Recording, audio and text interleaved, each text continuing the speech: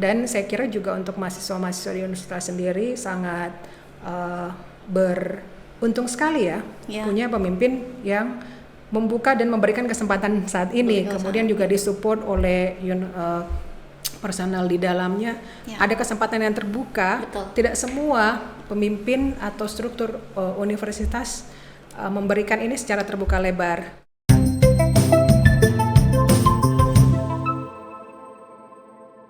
Hai, kita ada di acara Cipras, Cerita Inspirasi Universitas Sulawesi Tenggara. Perkenalkan, saya Hijriani, kali ini sebagai MC atau mendampingi di acara Cipras pada kesempatan hari ini. Oke, jadi tema kita berkaitan dengan hal-hal yang berhubungan dengan kemajuan Unsultra untuk menuju internasionalisasi. Jadi ikhtisar Unsultra untuk maju, untuk menjadi kampus global, terutama dalam mengakomodasi minat mahasiswa terhadap isu-isu global seperti ASEAN dan diplomasi Indonesia, itu sangatlah relevan untuk menjelajahi pertanyaan penting seputar topik tersebut. Untuk semakin terlibat dalam lingkup internasional, pemahaman mendalam tentang ASEAN sebagai salah satu organisasi internasional di Southeast Asia dan peran Indonesia di dalamnya dapat menjadi landasan bagi kontribusi yang lebih besar dalam diplomasi regional. Oleh karena itu, melalui podcast ini telah hadir di samping saya Dr. Rianti Jalante BM, right? MPM PhD. Maaf ini kalau keliru ini Bu. Titelnya keren banget.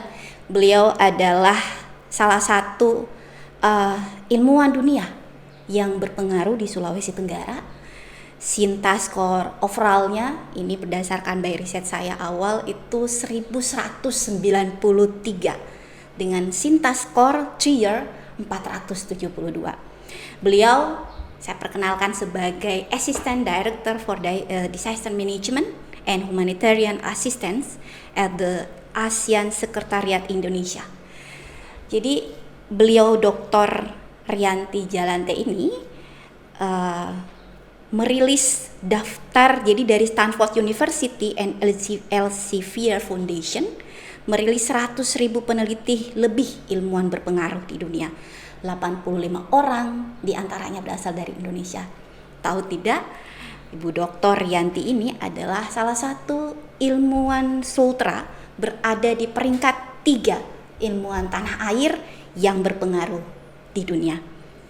Jadi tanpa berpanjang lebar lagi, karena riwayat hidupnya ini panjang banget dan sangat keren, tapi dari sini kami akan mengajukan sejumlah pertanyaan ke Ibu Dr. Rianti yang tidak hanya memperluas pemahaman tentang ASEAN dan diplomasi Indonesia, tetapi juga mencari hubungan potensial antara perkembangan kampus Unsultra khususnya dengan peluang yang ada di tingkat regional termasuk peluang kerja di ASEAN.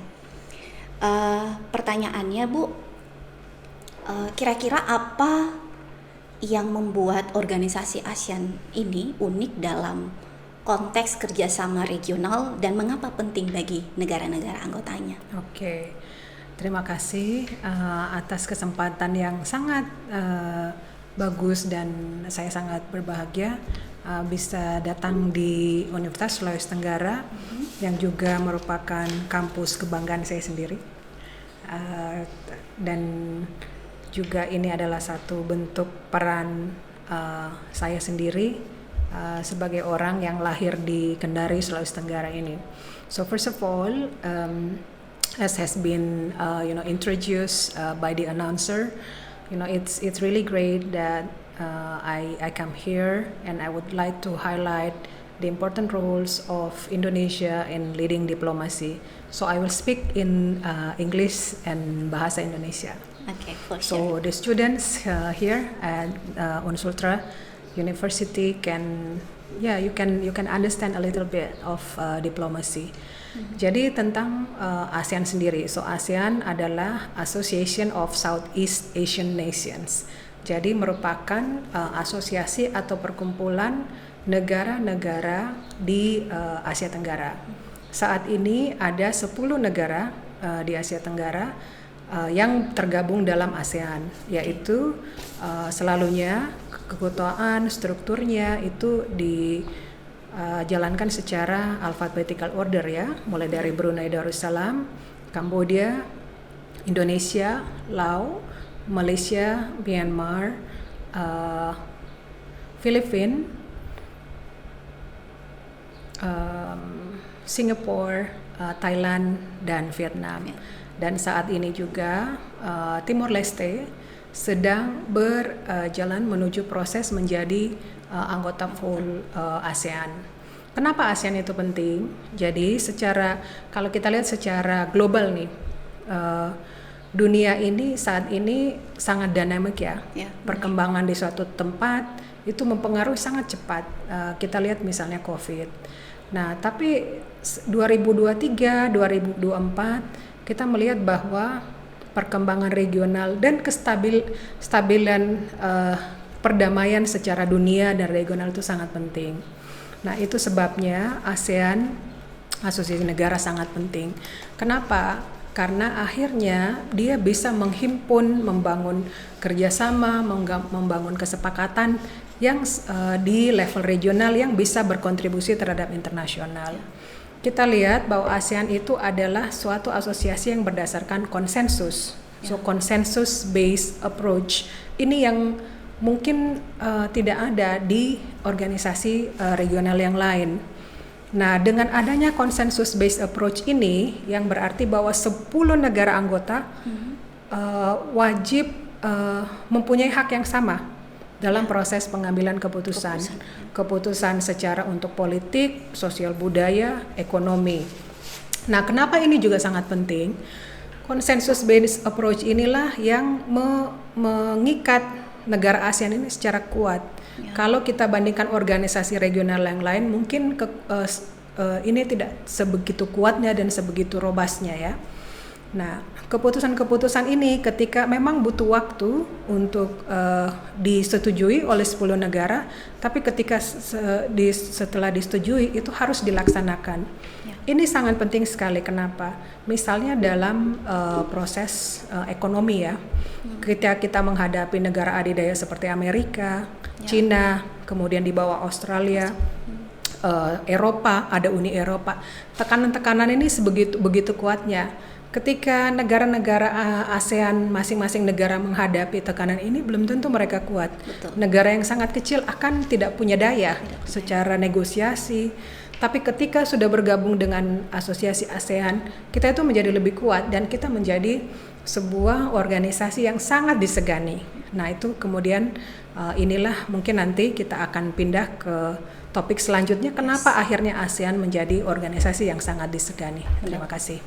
Baik, jadi dengan adanya ASEAN ini menjadikan kesetaraan hak bagi negara-negara anggotanya. Baik, the next question, Bu Dokter, bagaimana proses pengambilan keputusan di ASEAN itu sendiri, ya kan?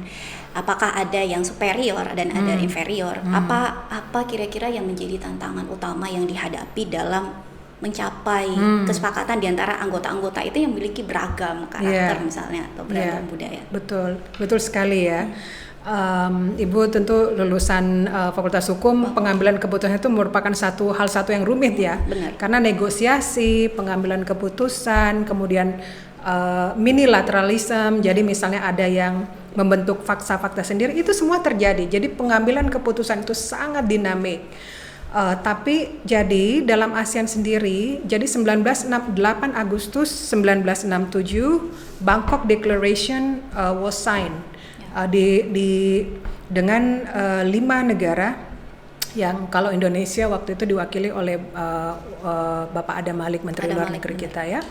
Nah, consensus based approach ini yang mengikat, dan karena dia consensus based approach tidak ada tenggang waktu yang sangat rigid untuk pengambilan keputusan.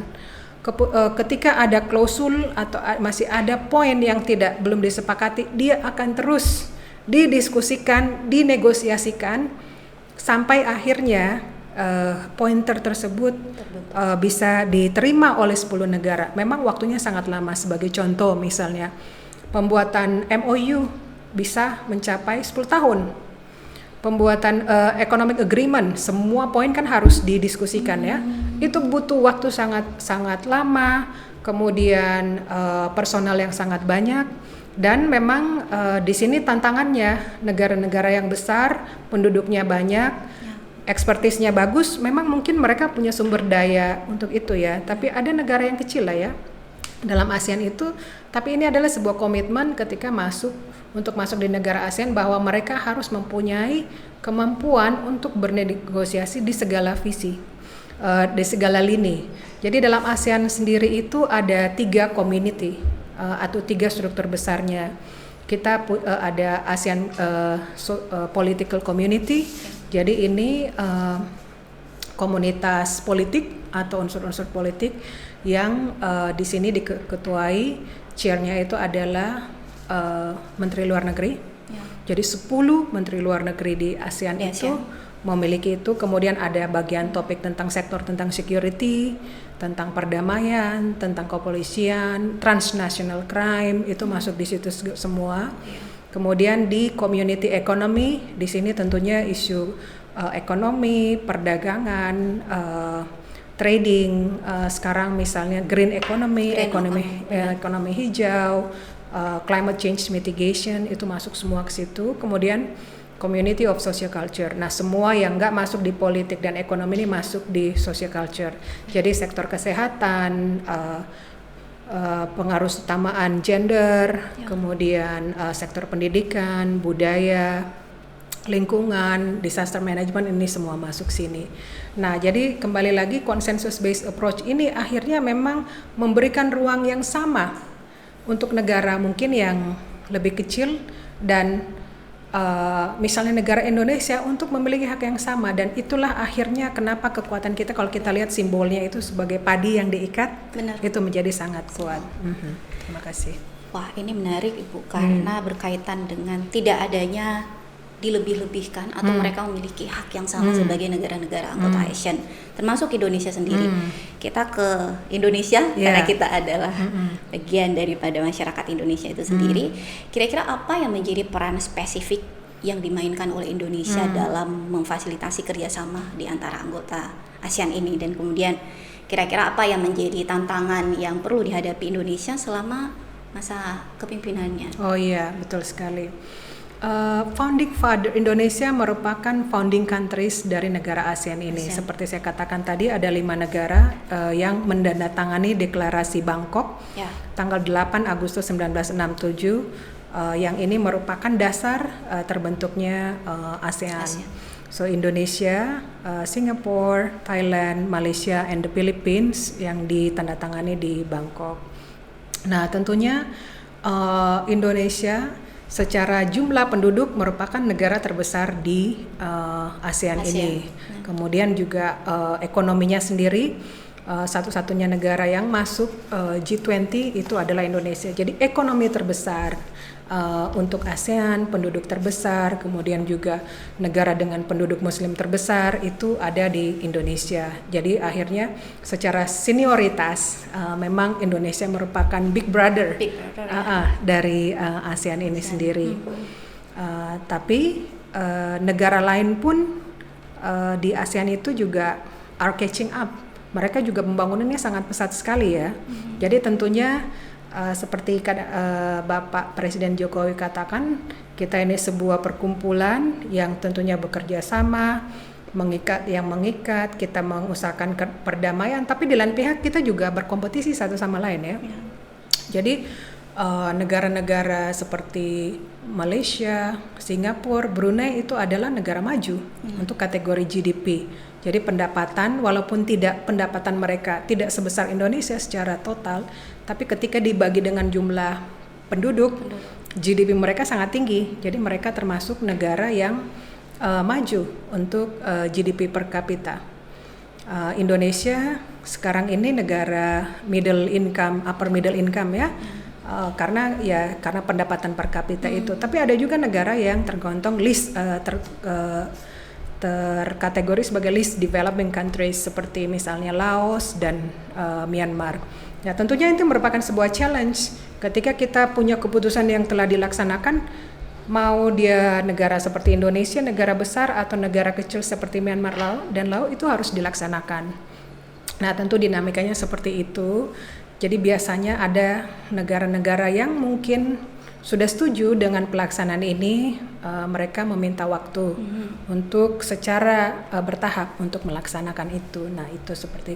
Nah, kemudian saya katakan Timor Leste sekarang sedang menuju ascension, menuju full membership ke ASEAN. Nah, salah satu yang menjadi syarat full membership ini adalah mereka harus punya kemampuan untuk melaksanakan negosiasi. Semua menteri-menteri kementeriannya itu harus menjadi focal point dari sektor-sektor ASEAN, rapat-rapat negosiasi yang sekitar 3.000 per tahun itu mereka harus menghadiri semuanya. Kemudian semua dokumen-dokumen itu harus juga direview dan diberi input oleh Timor Leste, dan kemudian ketika pada saat pengambilan keputusan terakhir, ketika Timor Leste sudah menjadi negara full keanggotaan di ASEAN, juga harus melaksanakan keputusan-keputusan itu. Jadi itu sangat-sangat penting sekali. Wow, 3.000 per tahun. Iya. Dan itu minimal rapat yang harus diikuti oleh members ASEAN itu, Bu Dokter. Kita beralih pada konteks yang lebih akademik ini, berkaitan dengan perguruan tinggi. Kita tahu perguruan tinggi itu kan sebagai institusi yang berperan besar untuk mempersiapkan mahasiswa dalam bidang-bidang studi, khususnya yang relevan dengan ASEAN yang seperti yang kita bicarakan pada hari ini. Studi internasional, hubungan internasional, kemudian ekonomi internasional, atau bahkan bidang-bidang spesifik lainnya, seperti bagaimana kemudian mahasiswa ataukah para dosen itu bisa diikutkan dalam proses diplomatik ataukah hubungan ASEAN, even itu hanya sebagai penggembira. Nah, dari record yang saya baca, Ibu kan di ASEAN Sekretariat, ya.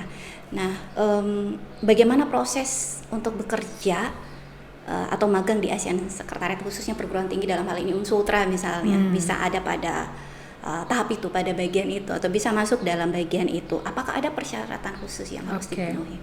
Terima kasih. Nah, untuk struktur ASEAN sendiri ini, tentunya ada ASEAN Chair yang keanggotaannya ASEAN Chair atau Ketua ASEAN itu yang rapatnya dipimpin oleh kepala negara, seperti Indonesia 2003 menjadi ASEAN Chair. Sekarang 2023 ya, sekarang 2024 Prime Minister dari Laos menjadi ketua untuk rapat pimpinan ASEAN Leaders Meeting. Di bawahnya ada sekitar 40 sektor. Nah, sektor ini terkait dengan politik, ekonomi, sosial budaya. Untuk sektor yang saya koordinasi sendiri itu adalah disaster management sector. Jadi sektor ini anggotanya adalah NDMO, National Disaster Management Organization. Jadi untuk Indonesia anggotanya adalah BNPB. Jadi BNPB mengadakan rapat atau negosiasi dengan organisasi penanggulangan bencana dari 9 negara yang lain. Nah, itu untuk sektor bencana, sektor hukum, sektor kesehatan, semua sektor ada. Nah, kemudian ada ASEAN Secretariat. ASEAN Secretariat itu karena Indonesia merupakan founding fathers, kemudian 1967 itu Indonesia memberikan fasilitas untuk kantor ASEAN berada di Jakarta. Nah, jadi inilah kesempatan-kesempatan yang terbuka untuk mahasiswa. Saat ini staf di ASEAN Secretariat sendiri itu ada sekitar 600 orang. 400 merupakan locally recruited staff. Jadi itu staff-staff yang di Indonesia yang bekerja di bagian administrasi. Kemudian ada juga staff level officer. Officer itu level yang paling bawah untuk struktur itu, yang technical.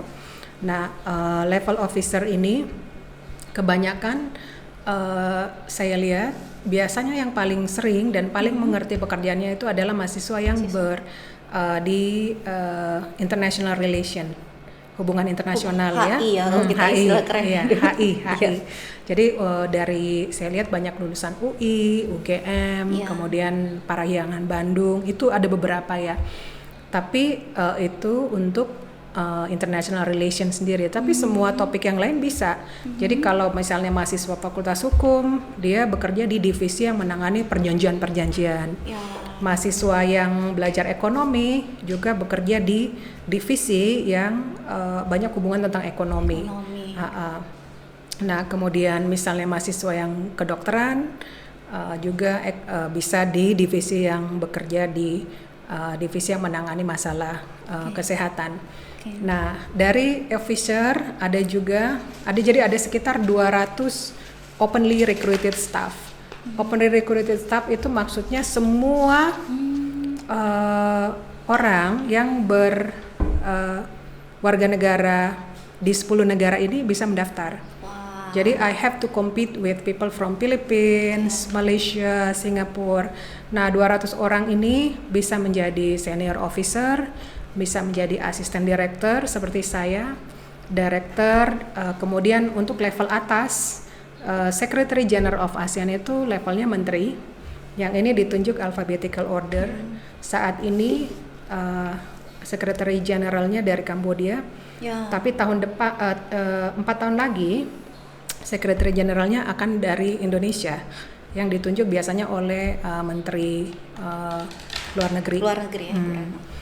Jadi ini semua kesempatan yang sangat besar untuk mahasiswa untuk bekerja di ASEAN. Nah, kalau saya lihat, first of all, of course, you need to be able to speak and write in English. Right. Speaking in English is one thing, but also ability to handle documents really well. Karena semua perjanjian itu kan tertulis, negosiasi itu tertulis. Everything that are inputs. Jadi sangat detail sekali kemampuan untuk dalam menulis itu, karena negosiasi itu kata per kata. Benar. Di mana posisi koma, di mana posisi titik. Selalu memiliki makna. Selalu. I think you are from Faculty of Law. You will understand that ya. Seperti misalnya dokumen-dokumen hukum, perjanjian. Nah, that's the kind of documents that I have to deal every day. Perjanjian itu ada yang ditandatangan oleh leaders, pemimpin negara, ada yang ditandatangan menteri, ada yang ditandatangan di level bawah, itu semua harus didokumentasi dengan baik. So you need to have English ability, speaking, writing, and also the technical expertise. Rata-rata yang datang itu sudah bekerja di tempat lain dulu. Jadi biasanya sih sebelum bekerja di organisasi internasional ya kerja di level lain dulu. Jadi ada akumulasi pengalaman ya. Kalau di Indonesia organisasi internasional itu ada PBB, ada ASEAN Secretariat, kemudian juga ada NGO sebanyak ya. Palang Merah yang Red Cross, kemudian LSM ya, LSM internasional. Di situ kesempatan untuk mengumpulkan pengalaman itu kemudian bisa masuk ke ASEAN Secretariat. Tapi ada juga tuh ada kesempatan untuk magang. Magang. Ini yang penting. Ini mahasiswa sangat penting ya. Benar. Sangat penting untuk magang. Tapi of course, when we receive your application for internship, usually we will check your English ability. Kalau misalnya kuliahnya tidak dalam bahasa Inggris, biasanya sertifikat IELTS-nya dong. Dan ada poin tertentu yang harus dipenuhi. Benar. Nah, sertifikat IELTS ya mungkin ini Unsultra ada kesempatan ya. Jadi sebelum mahasiswa itu lulus ataupun magang, ada program yang disupport oleh kampus sehingga kursus bahasa Inggris minimal untuk level magang ini sudah bisa terpenuhi. Baik.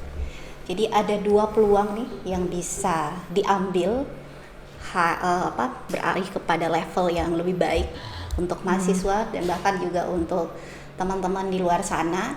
Jadi ada openly recruitment staff dan juga ada magang bagi mahasiswa.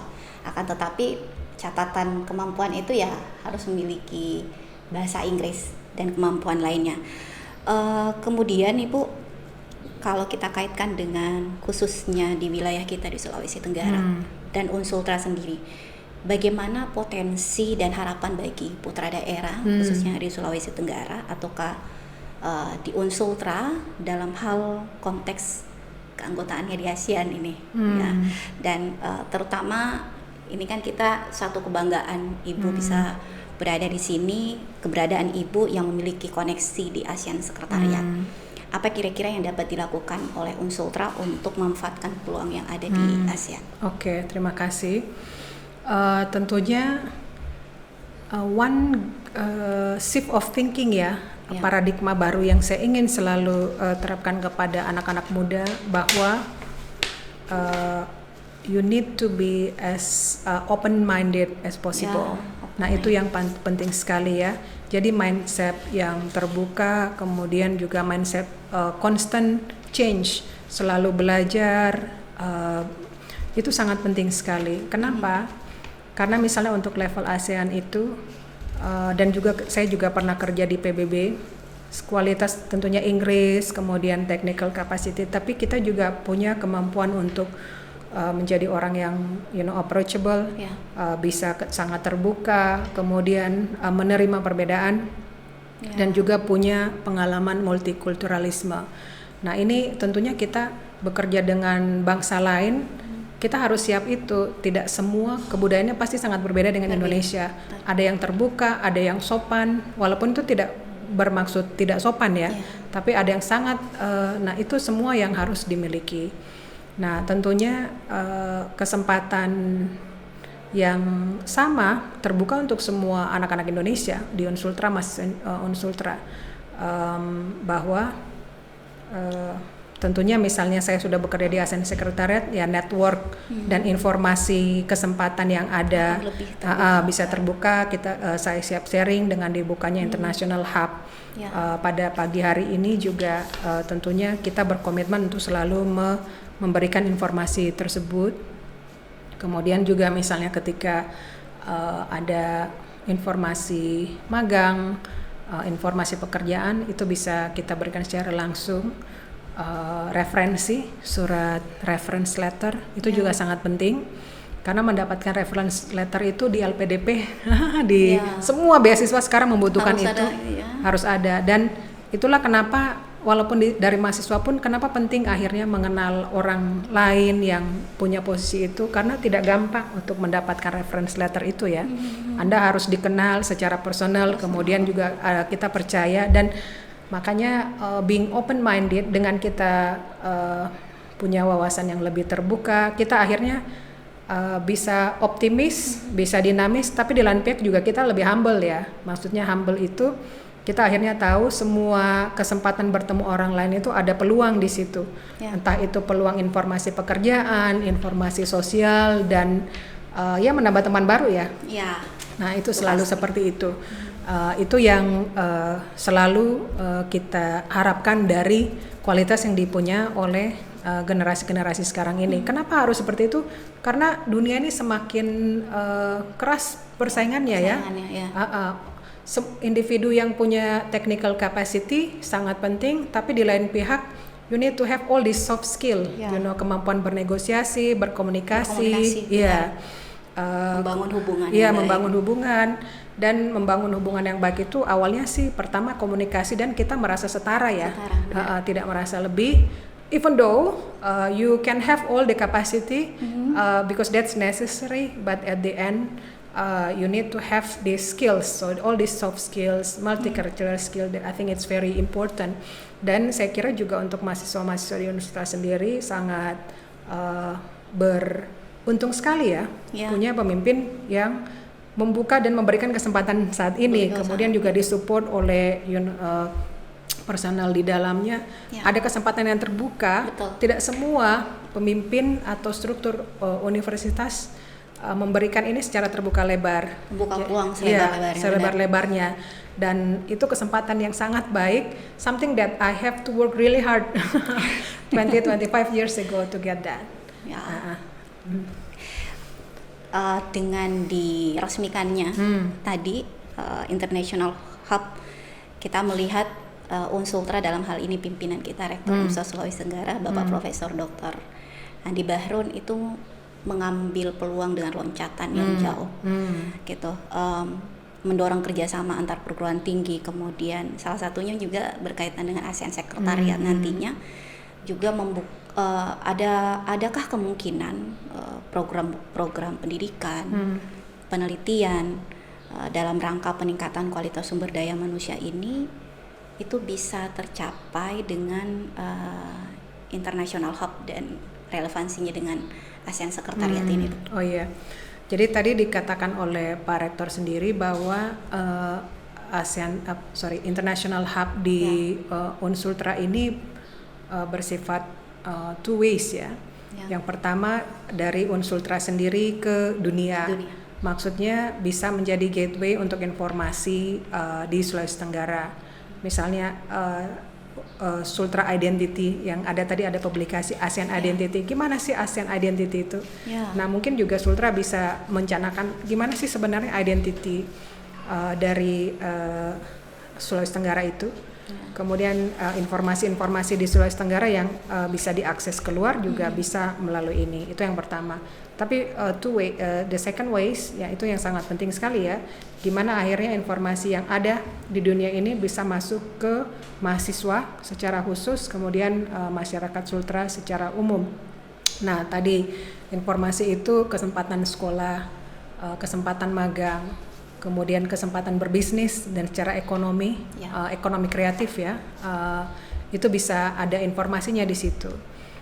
Tentunya dari peran saya di ASEAN Secretariat sendiri, informasi-informasi ini bisa saya share secara cepat ke International Hub ini sehingga informasi bisa berjalan.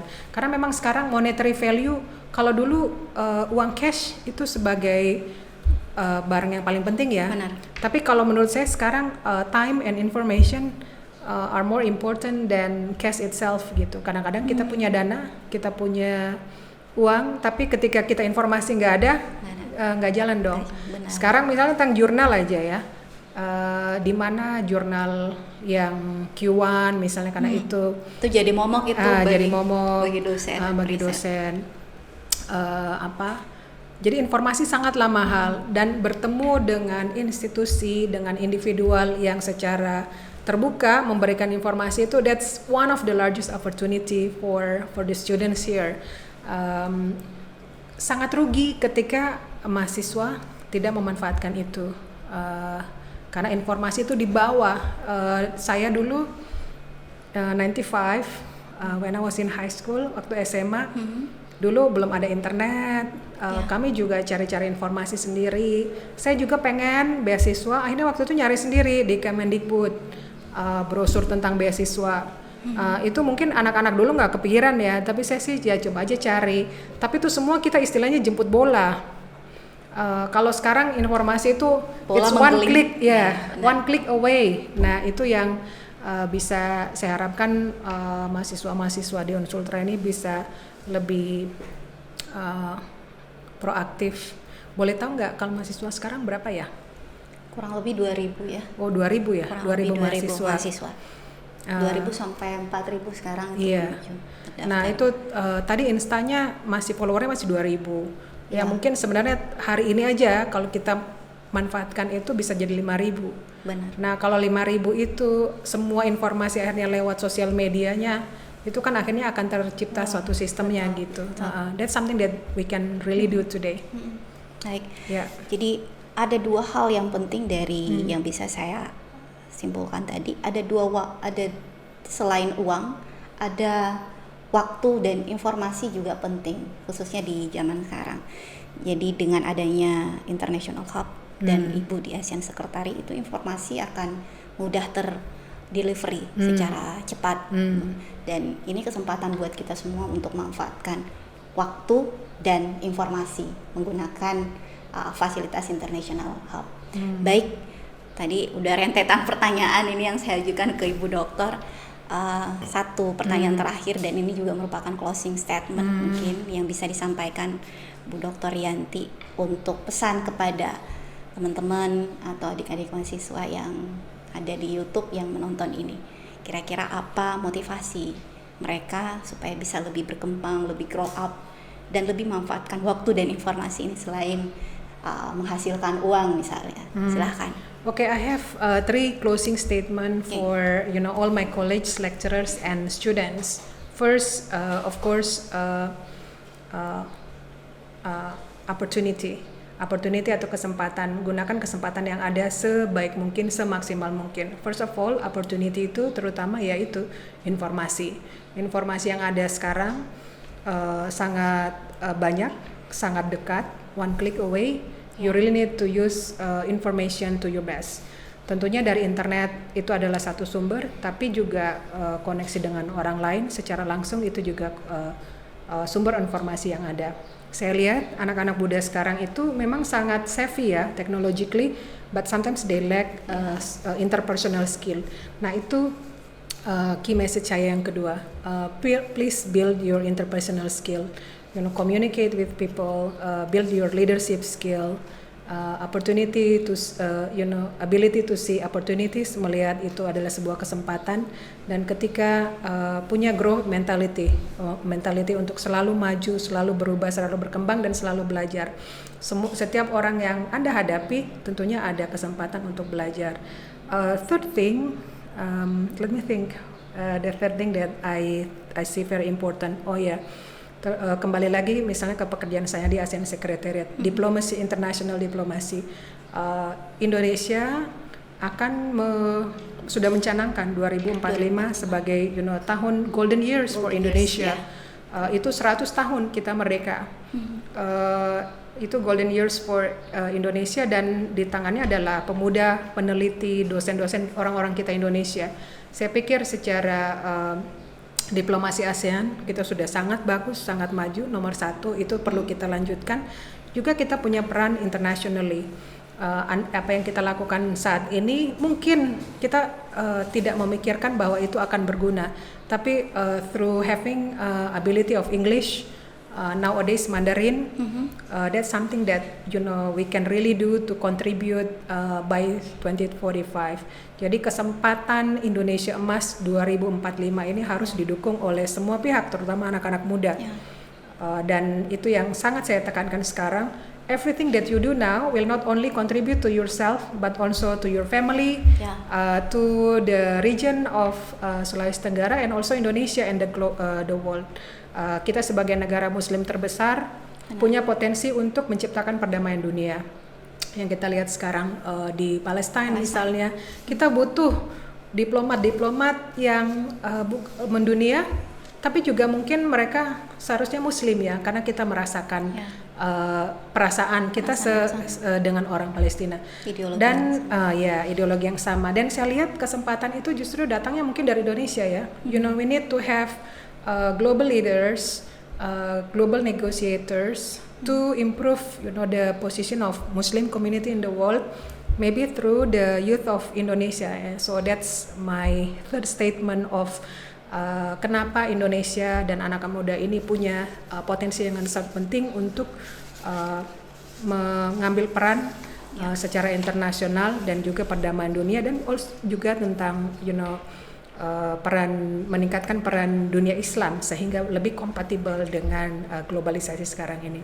Baik, ini strong word banget ini buat kita semua yang nonton. Jangankan saya, mungkin teman-teman juga yang ada di studio ini bisa terketuk hatinya dan bisa mendapatkan inspirasi dan motivasi dari narasumber kita pada hari ini.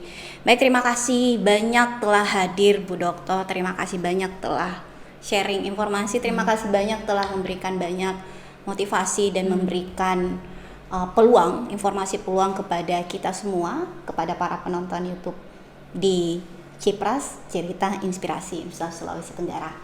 Kita tutup Cipras pada hari ini. Terima kasih. Assalamualaikum warahmatullahi wabarakatuh. Cipras, Cerita Inspirasi Nusa Sulawesi Tenggara. Assalamualaikum warahmatullahi wabarakatuh.